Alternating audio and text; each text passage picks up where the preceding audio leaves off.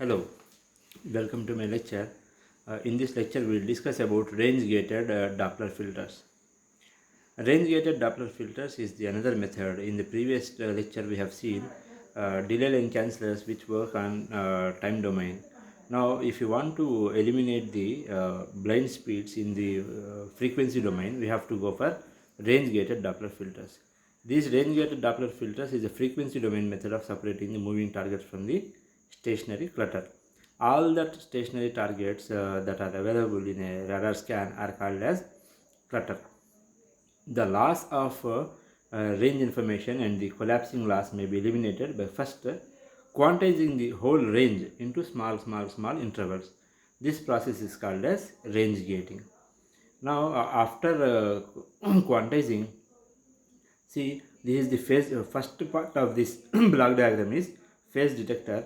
After the phase detection, the signal is quantized into number of ranges. That is range gate number 1, range gate number 2, range gate number 3. Like that, it is divided.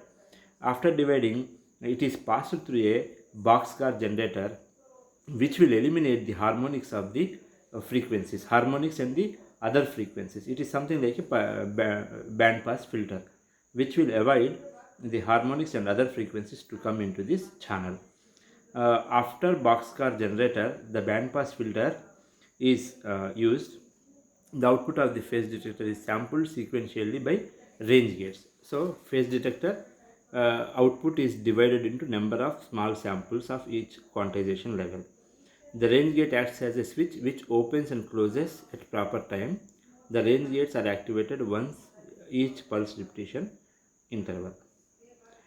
After that, the output for a stationary target is a series of pulses of constant amplitude. An echo from each moving target produces a series of pulses which vary in amplitude according to the Doppler frequency. The output of the range gates is stretched in a circuit called boxcar generator, which we are talking about, or sample and hold circuit, to eliminate the harmonics and pulse repetition, harmonics of pulse repetition frequency. These band pass, the following the boxcar generator, you might have remembered that the next stage is band pass filter. These band pass filters act as clutter rejection filters. Following the band pass filter, it is full wave rectifier, which converts the bipolar video information into unipolar video information without losing the amplitudes and all. Finally, it is passed through a low pass filter, which is nothing but an integrator. The output of the integrator is applied to a threshold detection circuit. This threshold detection circuit detects the moving targets and displays on the scope.